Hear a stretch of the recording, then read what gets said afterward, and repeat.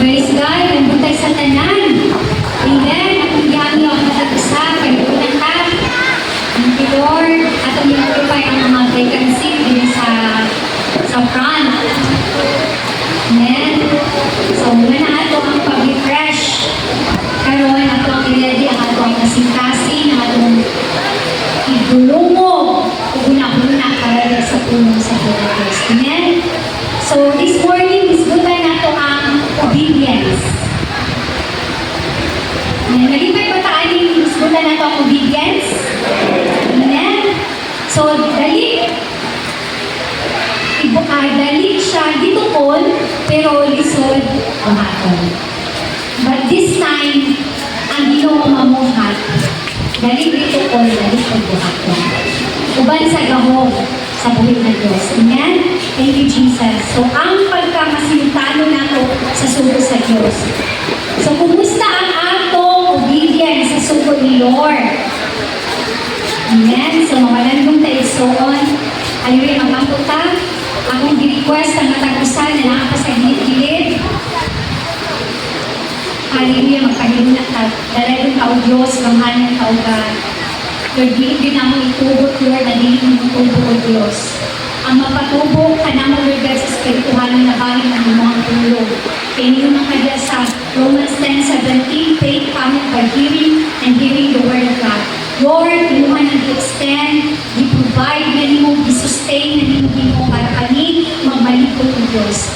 Imuha, Lord, na naami ka ng pagtahod diha sa inyong pulong na mako ikaw, Lord Jesus. Salamat, Lord, karong taknaan. I pray that you will give me the spirit of boldness to share your word, to bring transformation, healing, deliverance, Lord God, sa mga kinabuhi, Lord God. O salamat, Lord, na Lord, ang mata ko sa Ginoo, hinang sa iyong pulo. Lord, cover this place with your glory, with your goodness, Lord God. Holy Spirit, come and have your way, take control and take over. Lord, I want you to sing it karong taknaa that we are overcomer. Danay yung tao Diyos, tanang dumong himaya, yan lamang kanino. In Jesus' name we pray. Amen and amen. Mupagpag ang tanang nahipunga sa Diyos. Hallelujah. Ang kinalihan sa gugman, himo kay Lord mo ang iyong pagkuday. Mao ang iyong pagpamuhat. Amen? Thank you, Lord. Basawan ako pag-usap mo sa Juan 14:20-24. Nitubag si Jesus kaniya ang nagahigugma ka na nagatuman sa akong mga pulong. Higugmao siya sa akong amahan o kami magapulong kaniya. Wow! So, dibutang hindi ba na ang nahigugma kang Lord, pupuyo ang amahan, pupuyo ang Holy Spirit, pupuyo si Lord Jesus sa kong pinagawin. Apan, ang wala nagahigugma ka na ko, walang nagatuman. So, diri, makita na ko kung kinsa ang nahigugma na atin ang pagtuman. Kung naa ang pagtuman, naa ang love. Kung naa ang love, naa ang pagtuman. Dili pwede na isa lang. Nahigugma ka, pero wala'y pagtuman. Nagtuman ka, pero wala ka nahigugma. Pwede rin hapon, pero wasted ang iyong ihatag na panahon. Kaya ba siya sa Colossians 2:3? Whatever you do it for the glory of God. Ang atong kasing-kasing ginatanaw, o di ba na sa itong paghatag, pwede na mga buhatag, pero kung wala ang kasing-kasing, mahimurag na kung siyang walay bili. Tama? Amen. So, unsa din obedience? So, ang meaning sa obedience is a behavior that's respectful and mindful of rules and laws. Respectful, mindful. Without tinuod, ang parents makita din niya kung kinsa to yung mga anak na respectful sa ila o mindful sa ila. Even ang mga teachers sa school, makita nila kung kinsa to ang nag-obey, kinsa to ang hindi mag-obey. Amen ba?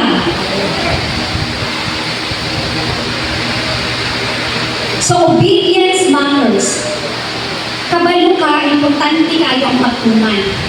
sa school. Di ba? Mga estudyante, taas ang kamot sa mga estudyante. Di ba nagatuman mo sa rules and regulations sa school?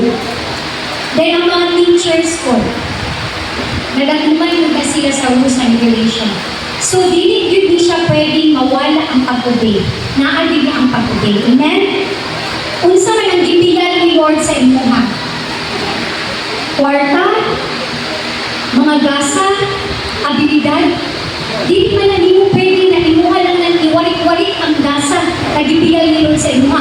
Naadyo kay tumanon kung unsa ang iyahang rules and regulations.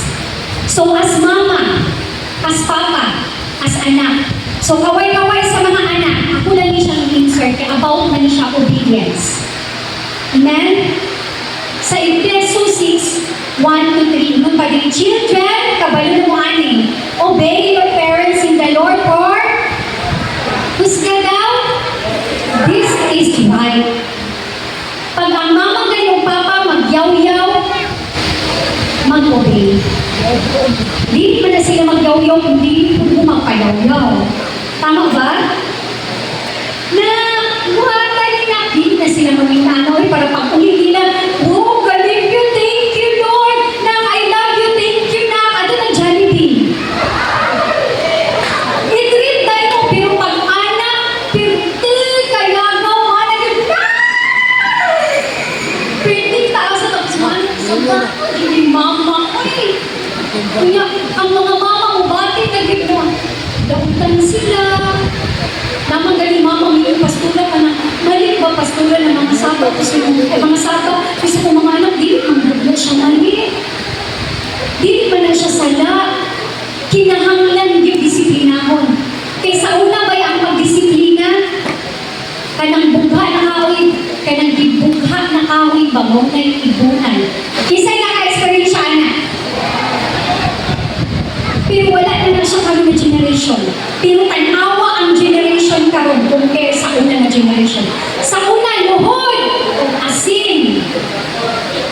Ibutang pa din sa sakong paasuhan pa yung grabe. Lati ko, pinay mo ha, minut na 5 lang, 8 times 2. Diba?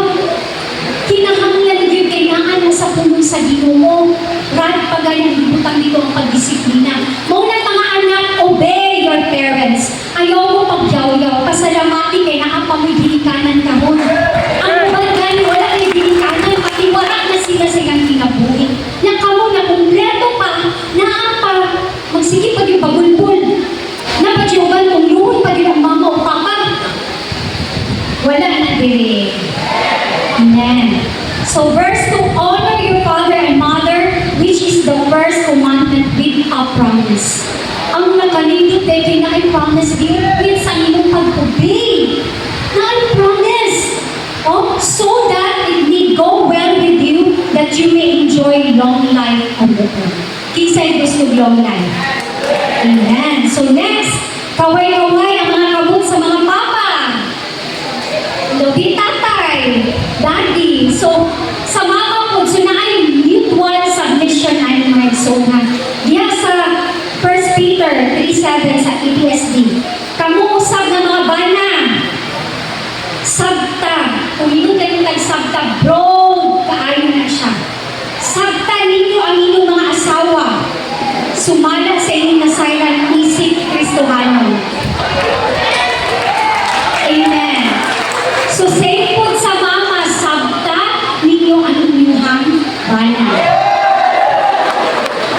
Praise God. So, magsinagtanay na din. Amen. So, tahura. Wow, tahura. Tahura ninyo sila isip mga babae na mas mahuyang kay kanato. Kung dili ninyo buhaton, dili, agoy. Kung dili ninyo buhaton ang pagtawag sa inyong asawa niya sa pinakalas, kung dili ninyo buhaton, dili tumawag sa Diyos sa inyong mga pag-amot. So, naarin yapon ang susi sa mga asawa, kaway-kaway! Sa mga asawa, praise God, napagyan sa Efeso 5:28, pusa ang mga bana kinahanglan gayon, maghigugma sa ilang asawa sama sa ilang paghigugma Ingna yung ba na ako lang isa. Walang nailain. Amen? Tungod kay ang magtiayon usara. So ang magtiayon usara mo, nangina kay mo ba na ako lang, ina po, imuhang asawa, ako lang po. Kailangan siya mutual submission, di ba? Ang nagahigugma sa iyang asawa, nagahigugma sa iyang kaugalingon. Nakapagod sa Ephesians 5:33. So every married man should be gracious to his wife, just as he is gracious to himself. And every wife should be tenderly devoted to her husband. Wow, pag binagaling ka devoted, devotion means love, loyalty. Loyal ba kasi ko? Hindi na yun.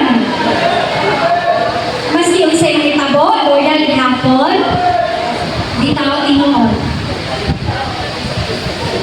Di pwede na ang mga lalaking bigugma lang kay tungod Coca-Cola ang ilang mga asawa. Maski pag matiguang na unsa pa dira, kinahanglan bigugmaon ginani mo. Hangtod sa kamatayon. Sipod sa wife.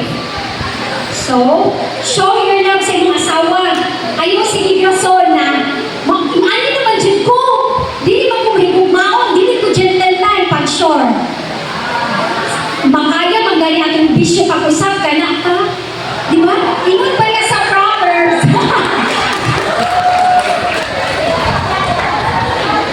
Tinoon, kung naapakakahigayunan buhaton ang maayo, buhata. Ayaw, kapag mo sa sige na kung palinaw ka, magsabay kong Pastor Patrick sa iyang funeral service. Kaya galing ang tribute dapat, dili na nang yan, nawala na. So, dapat kadungog para mahibuhaton pa niya. Dapat nagtuban mo everyday, kumusta? Ay, kagwapo! Ay, kagwapo, Timor! Maski pag nagkaguligang, ay, gwapa! I-appreciate ko ninyo! Maayo lang mo appreciate sa gawas. Pero sunod sa palimalay, hindi mo kabalo mo appreciate. Ato ginag-practice. Kaya ninyo kaya sa Proverbs 3:27. Amen. Do not withhold good from those to whom it is due.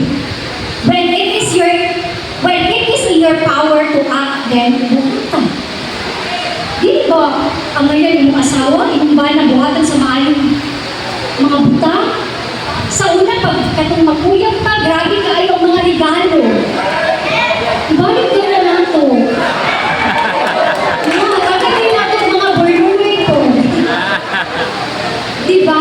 Ganun pala ang excitement nato ba? Ang love nato nagdilaag. Dili lang adugay na kayo ay awak na dyan eh, lamig. Kaya pag mo wala lamig kay manubag dyan ka sa Ginoo. Tinoon. So, atuan na siyang buhaton. Itas napatay kayo gayunan. Amen. So, sa obedience day nato, it takes courage to be obedient. Kinahanglan magmaisugon ta para maka-obey ta. Amen? So, diri sa life ni Peter's obedience diya sa binuhatan 5:29 pagdiyo, mitubag si Pedro ang iyang ng kauban, kinahanglan tumalo na mo ang Diyos o dili ang mga tao. So, ang prisuhan, kung basahon na ito diri sa binuhatan 5:18. So ang prisuhan, dili makapugong sa mga apostoles sa pagtuman sa sugo sa Diyos. Ingon ana ka-intense, ka-grabe ang ilahang gugma sa Ginoo na ila diyong tumanon maski sa kanyang tabo. Hallelujah. Thank you, Lord. So ang atong pagtuman, hindi mo katapad, abante sa kanunay. Dili atras. So sa verse 18, busa, gidakop nila ang mga apostoles o gisulod sa prisuhan. Sa 19, apan sa pagkagabini, giabrihan sa anghel sa Ginoo ang puntahan sa prisuhan o gipagawas niya sila. Mingon ang anghel kanila. Adto kamo dito sa templo o tudluin ninyo ang mga tao hitungod sa bagong kinabuhi ang ihatag sa Diyos. So gikulong sila, pagkauman, gipagawas sila sa anghel. Sa 21, gituman nila ang gingon sa anghel busa, pagsindak sa adlaw, gisulod sila sa templo o nagtudlo sa mga tao. Niining kayo na grabe ha. Gikan sa prisuhan. Ginatago na po sila ng instruction. Wala silang natalaw. Wala silang prisuhan na pulaan. Nangunguli na tayo. Wala. Ilahan yapong di-obey ang ingon sa anghel. Hindi kayo nagipatawag sa Pangulong Pari sa iyang mga kauban at tanan nagtigumana sa mga Hudyo aron magtikot ng tibuok korte sa mga Hudyo. May gisusab sila na moadto sa prisuhan aron kuhaw ng mga apostoles. Dayon dito kanila namuhat o kahibulungan ang Dios diya sa verse 22 apan ang pag-abot sa mga gisugo dito sa prisuhan wala na dito ang mga apostoles busa libalik sila sa korte sa mga Hudyo miingon sa verse 23. Pag-abot namin sa prisuhan, nakita namo na may mga kandado pa ang mga puntahan. Kung ang mga gwardya nagabantay sa mga puntahan, apan sa pag-abli namin sa prisuhan, wala na kami nakita na tao sa sulod. Kahit nakagawa sila, kung na po sila nagwala. Imagine, grabe ang kahibulungan. Nakapalito ang kandado, pero nakagawas. Igsuon, kung naatay pagtuo, kung naatay kaiso, hindi posible na magtabong na sa tuwa.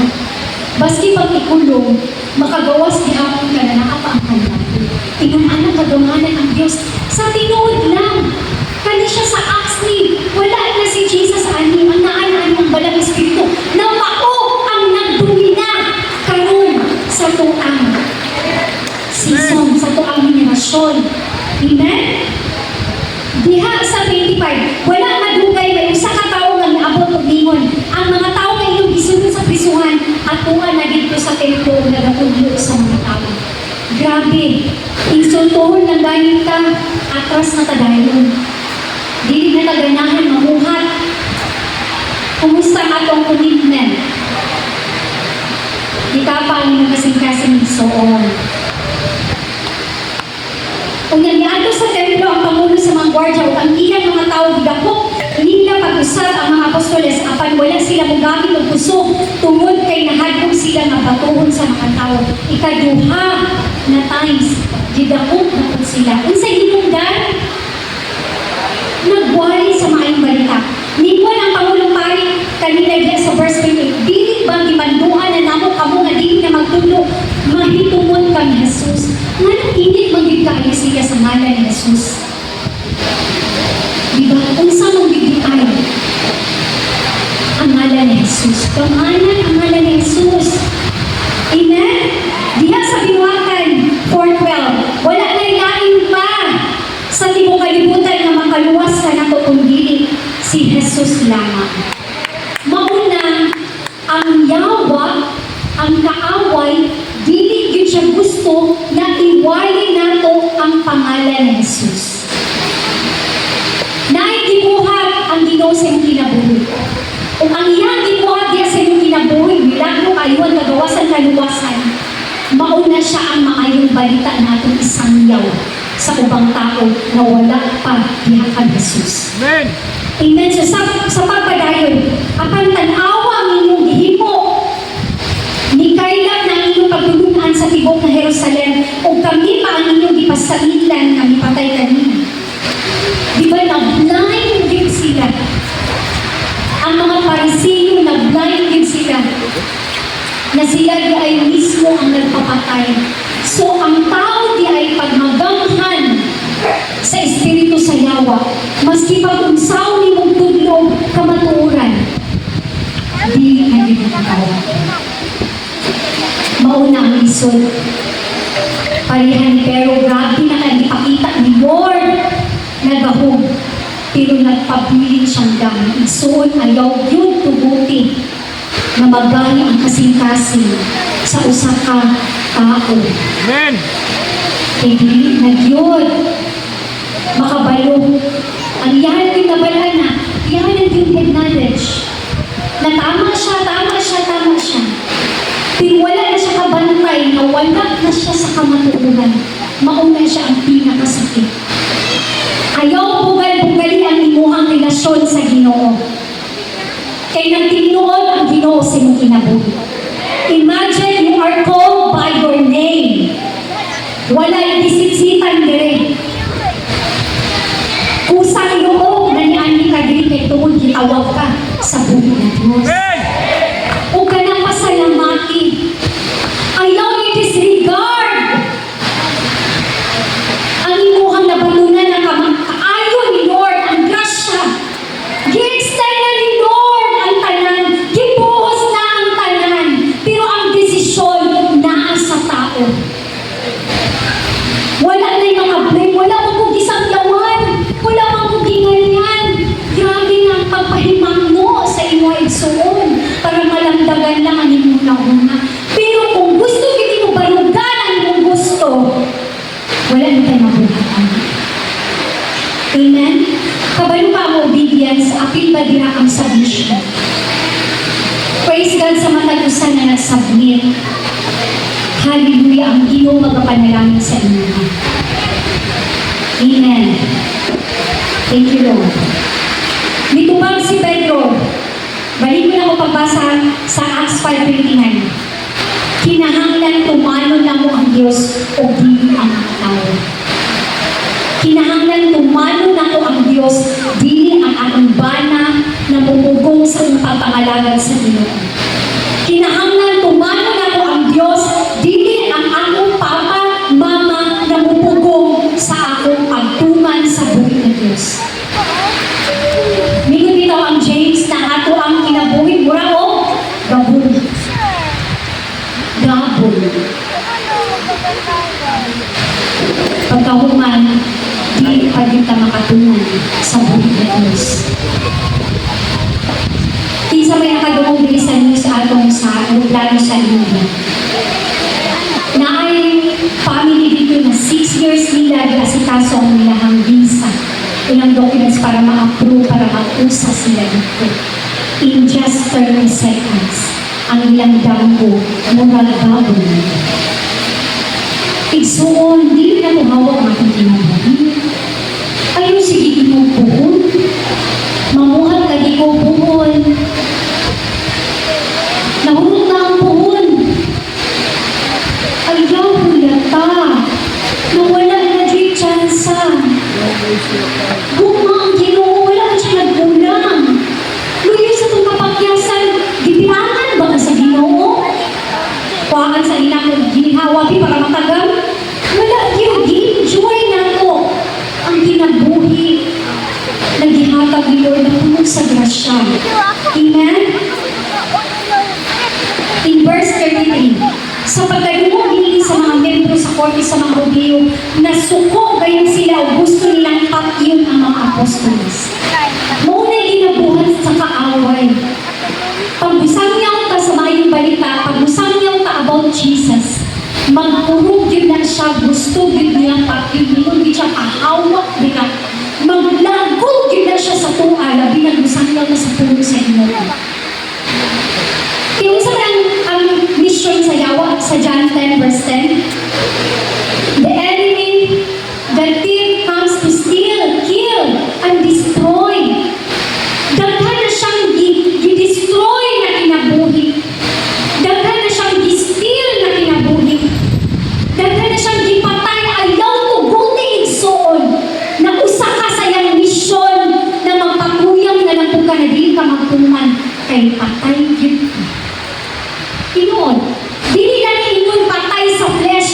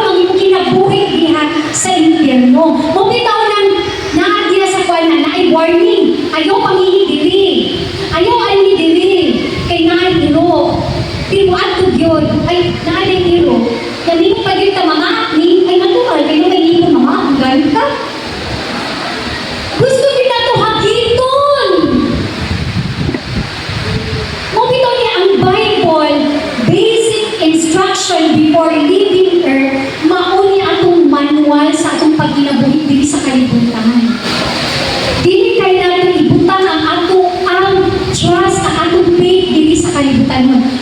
Dito mo magibtanon, temporary lang ang tanan. Amen?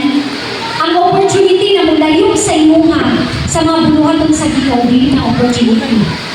Gikan sa Ginoo. Opportunity na gikan sa kaaway. Na ilayo ka na pati pa ang Sunday, pati ang Bible study. Pag straight na gani, wala na ka naka-appeal, i-check yun ang imuhang kasing-kasing. Mga yung kitang tabang sa Ginoo na, Lord, ibalik ko, Lord. Ibalik ko, Lord. Ayaw tubuti, Lord. Tigsoon sa 24 hours, pilala ang oras para kay Lord. Reality, in one day, pilala ang time mo kay Lord.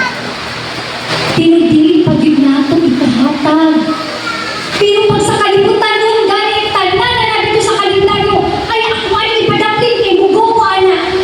Kay gusto na ako maglipay, ma-enjoy. Pero kay Lord, Bible study ka ng kalahin na, ay, mula na ako yung biruhan ko. Ang Ginoo mamuhay sa matag usa. Dili ka perfect, yes, dahil tagpak, yes.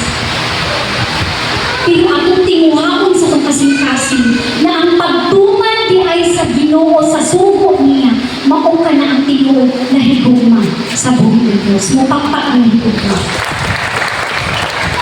Dili sa verse 40. Gipatawag niya pag-usap sa 41.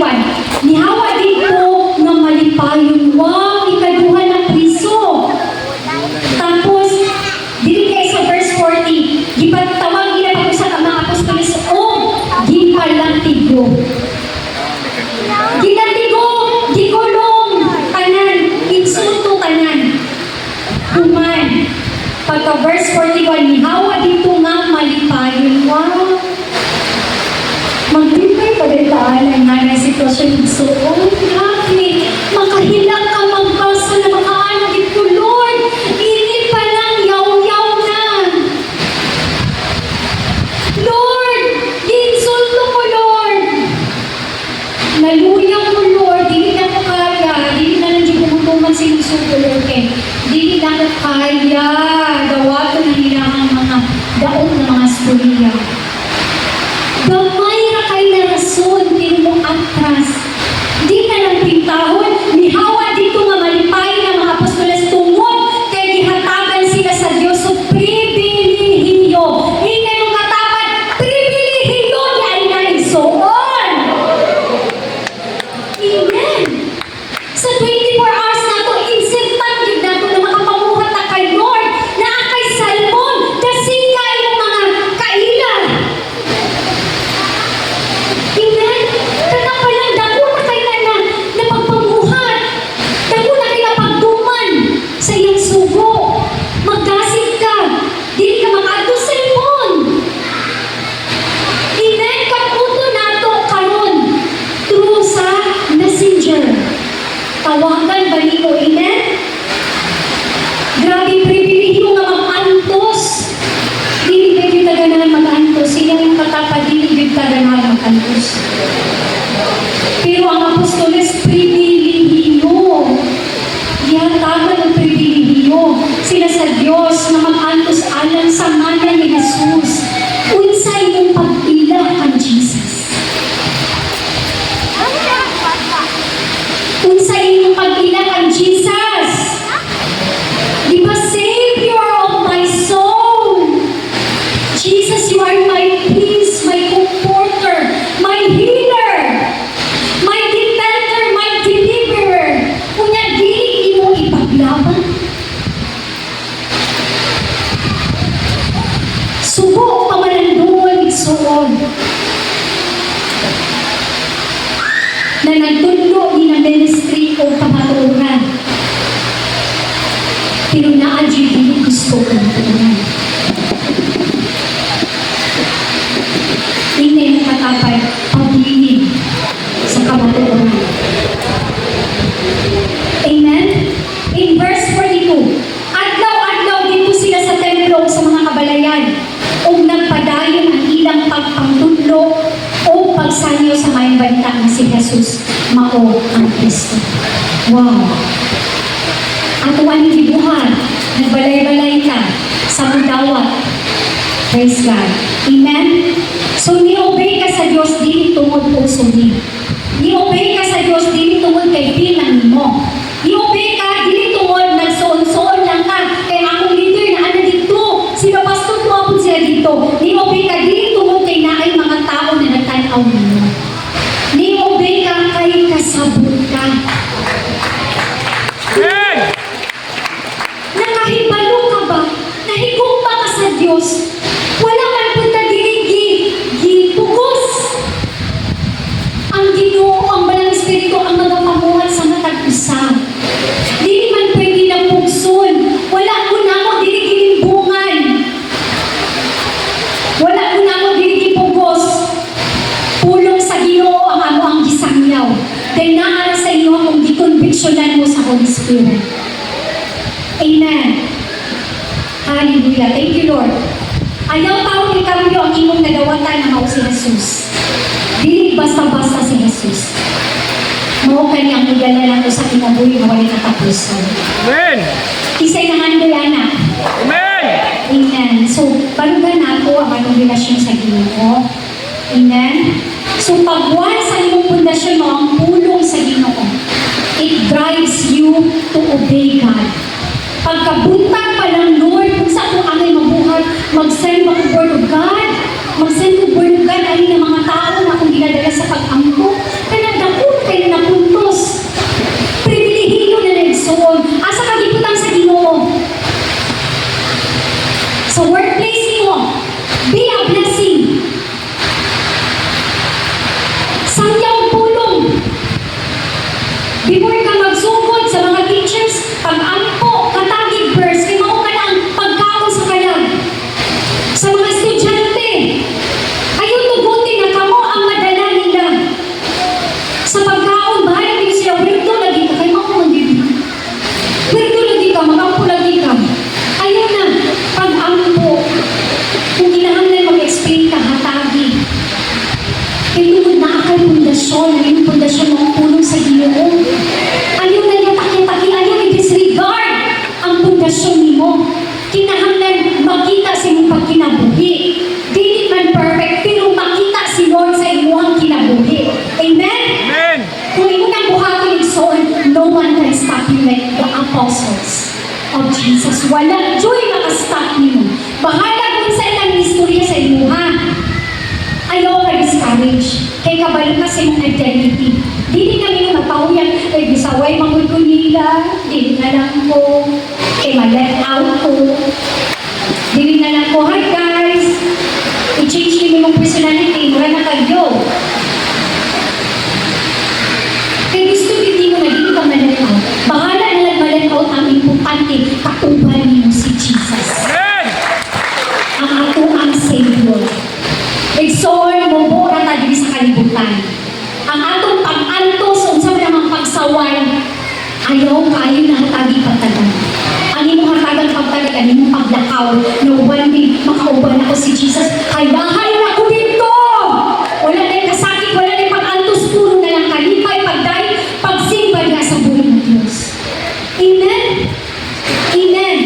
Bitaw sa elementary, 6 years. Sa high school, 4 years. 4 years na mo mag-uban, anak. Andun sa mga gibuhat nila sa inyo, ang hindi maayos sa inyo. Kaya after anak, hindi pa mo mag-uban for life. Si Lord ba natin makauban for life? Amen? So, ang atong pagtuman, di lang good for 3 months. For 1 year, or dibate lang mo, di ang ato ang pagtuman. Mintas buhay pa. Hindi ang katapat, mintas buhay pa. Amen? Thank you, Jesus. Hallelujah. Igsoon ang Diyos amahan kaya iyahang gisakripisyo ang buto ang natulog sa iyong pagbakit. Kung saan itong dibati ang Jesus? Diba? Sa John 3:16, for God so loved the world that He gave His only Son. Gituman niya iyang gugma. Mautong yan sakripisyo si Jesus. Unsa atong gisakripisyo igsoon para sa pagtuman, para sa pag-express itong love kay Lord. Hello. Unsa imong gisakripisyo? Amen? Gipakita, gibuhat sa Diyos Amahan. Di lalim na pagbati. Kaya gitugutan niya. Grabe, si Jesus our perfect model kung minit ka sa obedience. Even to the point of death, ni obey yun si Jesus. O wala kalaing example na atong ipanalaminan si Jesus. Amen. Basahon ako dito sa Lucas 22, verse 42. Grabe. Gitugutan sa amahan, gitugutan na maubayad sa sala, wala ni gibuhat, gibusdakan sa tanang kapungot si Jesus sa iyang amahan. Sa verse 40, kumingon siya, amahan kung itubong mo, ayaw ipadana kini maabot nato ng pag-antos. Apan dili ang akong pagbuot ang matuman kundi ang imo. Unsa imong pag-antos igsuon? Wala na ba kay mga pag-once na nimo? Unsa imong giantos? Wala kay kamay na income? Yatagan mo tayo ni Lord o ka ng stewardship. Kung gamay, pwede man nato ka ng mahimong kang good steward na katagan kang wisdom sa akong pag-handle sa gamay para masakto. Sige, pagbulbul! Mawala ni mo income! Antos na nasa naman? Wala ba dihay pag-antos kay Lubay na kay Lord? Ayun dahil din ang pandili ang atong pagbuot ang matuman hindi ang ino. Igsuon, alaw ni Lord na mag-antos ka na walaan bataan, wala ba tayo pagkaon? Dili, Lord! Gamay na kayo ang one day para dili ka makakaon. Ginugutan na ng Lord kay gusto niya tistingan na nilang pagtuo. Pero pag once, di padayon lang ka sa pag-antos, igsuon, pagkaugma na ay dakong pananalig. Sa imong unahan na ay dakong kaayo na pabor. Pero dira pa lang sa 24 hours, dili mahurot ang imong pagyaw-yaw. Wala dyan ginagawa. So diyan mo makita ba ang tinod na naay Jesus na adjun pagtuman, dili sige imor na amagod ko yung ani, na amagod ko yung ani, na amagod ko yung ani.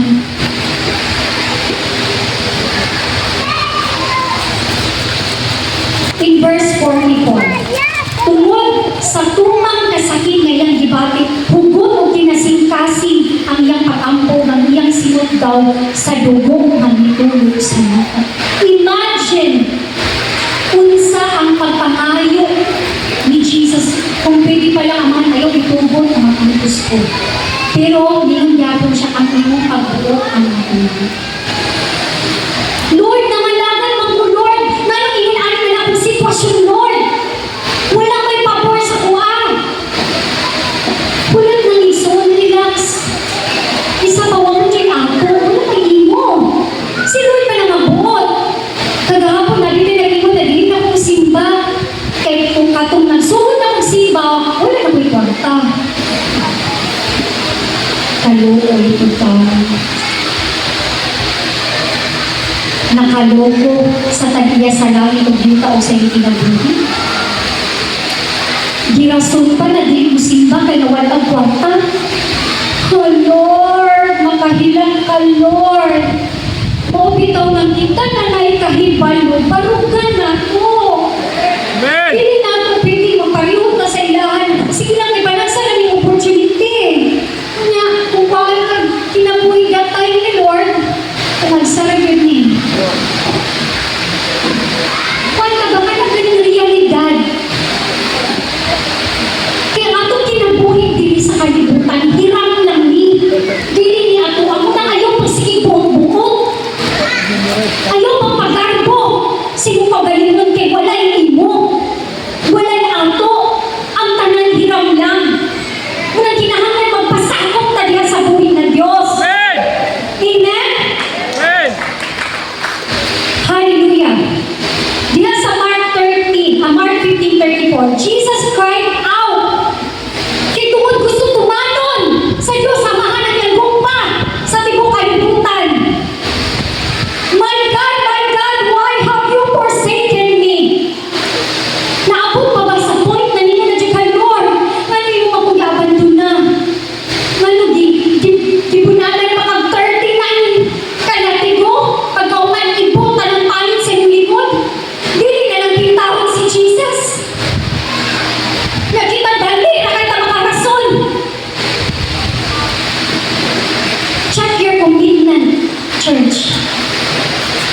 Wala ko nakipag-commit sa mua. Nakipag-commit mo sa tag-iya sa iyong kinabuhi. Remember, hiram lang ang atong kinabuhi. Dili atoan. Muna ngayon, balik-balik pagbubuot sa iyong oras. Kaya iyong oras na nasa kamot sa Diyos.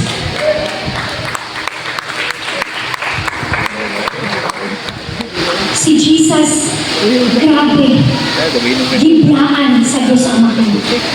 Para tumanong lang. Pero abi sa lawa na ang katunatay na kamatayon ni Jesus, mauyang kadaugan. Pero tungod sa iyang pagkalubungan, siya ang naisahan. Ang kamatayon ni Jesus, mao ang kadaugan, victory over death and sin. Death could not hold you. The power of sin is broken. Tungod sa kamatayon ni Jesus. Mao din ang kamatayon ni Jesus. Mao na ang gugma. Gugma din na ay pagpuman. Kumusta ang gugma sa buhay ng Diyos. Yes, Jesus suffered and chose obedience. Sa Hebrew 5:7, sa diyang dini pa si Jesus sa kalibutan, nag-aampo siya, naghilak-dayon na, nagpakiluoy sa Diyos na makaluwas kaniya gikan sa kamatayon. Ikabalumag siya na i-offer siya para sa ato ang kaluwasan. Dili basta-basta ang isakripisyo sa Diyos Amahan. Si Jesus, dili kayo na ito ma-appreciate. Kaya wala na ito makita kung saan ang gibuhat dito sa cross sa Calvary mo na easy lang kayo sa tuwa. Salamat sa gasa sa kaluwasan. Hindi ang kaluwasan na ay sakripisyo kinabuhi. Pagkahuman, kaluwasan. Lord, okay, thank you Lord sa blessing. Kung wala yung panalangin financial, grabe kayo makamurmur. Di na dayon makapamuhat. Dili na makadasig sa uban. Gusto na lang niya iyang kaugalingon kabay mo. Pag self-centered ka na tao, si Satan ang iyong Diyos. True. Dili mo agree? Si Satan, self-centered siya na pagkatao. Gusto lang niya, siya. Nagtuo siya na sa kamatayon ni Jesus, iyang kadaugan, pero kapildihan niya. Muna pag self-centered gani ka, check your heart. Igsoon, sakit ang pulong sa Ginoo, pero mao kani ang lahat na itong kinabuhi na walay katapusan. Amen! Pulong ni sa Ginoo, igsoon. Amen? Happy na ko. Kung tungod kay siya mapilusayon o matinuman, dito bang sa Diyos ang iyang pag-ampo? O bisan anak siya mismo sa Diyos, nakatunan niya ang pagkamatinuman, pinaagi sa mga pag-antos na iyang masinati. Kung tinuod kita anak sa Diyos, atong masinati kung saan masinati ni Jesus. Amen? Ang mga pag-antos. Pero wala na gibutang dinigsoon ba na latiguhunta, i-cross, i-ano ka sa cross, ihangta, dito tapat yun. Gikuha na natanan ni Jesus. Ang atuwa na lang magkinabuhi, matarong. Magkinabuhi na sumpay sa kabubuhan sa Diyos. Amen? Akong gano'n matagos sa pagpanilang. Thank you, Lord. Thank you, Jesus. Diyan sa 1 John 2:5-6, But if anyone obeys His word, love for God is truly made complete in them. This is how we know we are in Him. Whoever claims to live in Him must live as Jesus did. Hallelujah, Lord, karutat na o Diyos. Salamat, Lord, na tubutan mo, tugatagan mo, kasing-kasing na sinutan nila sa inyong Lord. Lord, i-increase ang bunga na kanimo, Lord God. Lord, hindi ka nungay kung maguna-una lang sa mga galingon. Hindi, Lord, hatagin ka bukaton, maguna-una sa iyong subo. Nilas na kami tinis kalimutan. Hatagin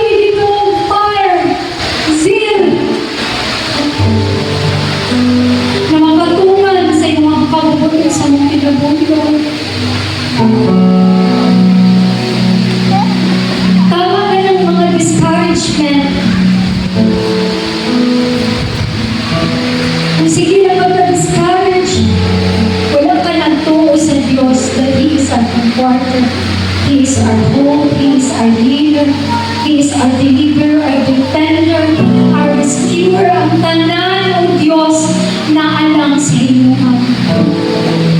Lord, ako mga pagkampo, na ikaw magalikod sa matag-usa, Ginoo. Na naadyo'y baruganan o God, naadyo'y submission niya sa iyong pulong, Lord. Salamat, Lord. Ikaw makipag-deal sa matag-usa ng ikaw. Lord, ikaw mamuhat. Ang iyong pulong gamhanan.